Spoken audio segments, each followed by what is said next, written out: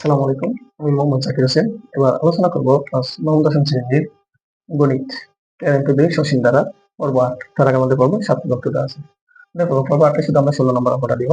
তো এখানে লেখছি a cube plus 1 cube plus 2 cube plus 3 cube plus dot dot n cube by কত 1 plus 2 plus plus 3 plus কি n।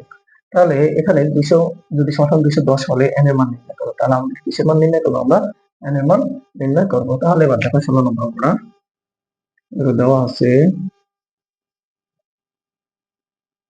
দেওয়া আছে কি আছে 1 কিউব প্লাস কত 2 কিউব প্লাস কত 3 cube plus plus n cube by কত 1 প্লাস কত 2 প্লাস কত 3 প্লাস প্লাস n সমান কত আছে 210 কত আছে আমাদের 210 আছে। তো আমাদের এটা কি মনে হচ্ছে যেহেতু এবার দেখো তোমাদের এটা কিসের সূত্র বসে।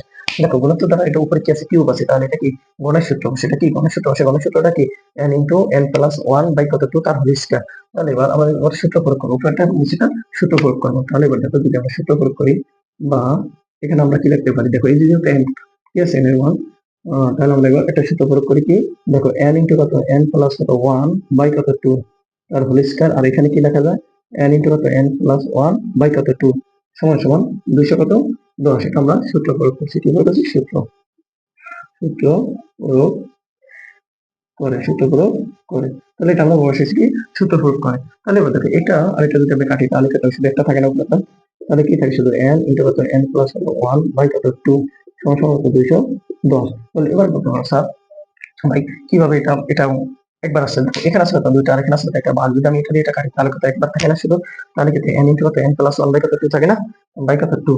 তারপর দেখো এখানে একটা ভাগ আছে, সেটা কি হবে? গুণ হবে। তাহলে বা n ইনটু কত n প্লাস কত 1 বাই কত 2 1 0 বাই কত 2 মানে 210। তাহলে বা এখানে দেখো যদি করি n n কি হবে n স্কয়ার প্লাস কত n আর সমান সমান কত, যদি আমরা গুণ দিই 2 দিয়া 420, 210 গুণ কত 2, তাহলে কত 420 আসছে আমাদের।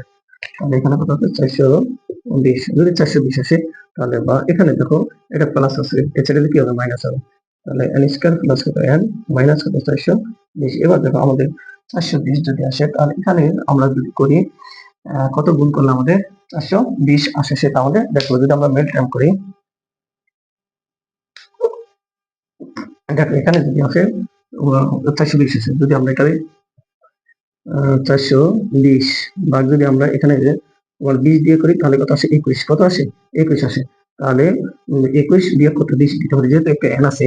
তাহলে বা n স্কয়ার প্লাস কত 21 n মাইনাস কত 20 n মাইনাস কত 420 সমান কত 0 সমান 0।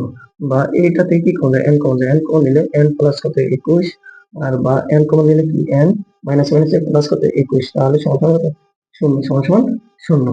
তাহলে বা n প্লাস কত n প্লাস কত 21, তাহলে অতএব আর কি লেখা যায় এখান থেকে n n minus 20, sorry n minus 20 n minus 20 লেখা যায়। তাহলে কি n মাইনাস কত 20 এখানে কত 0। তাহলে বা এখানে কি n প্লাস 21 সমান কত 0 লেখা যায়, অথবা n মাইনাস কত 20 সমান কত 0 লেখা যায়।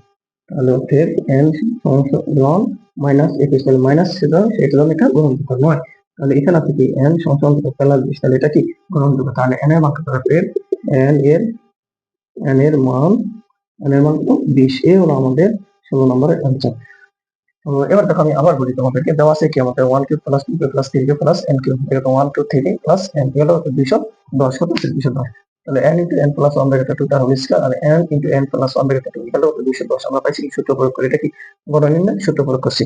তো এবার দেখো এখানে যদি আমি কাটি তাহলে কত শুধু n into n plus 1 by 2 equal to 210 থাকে আমাদের।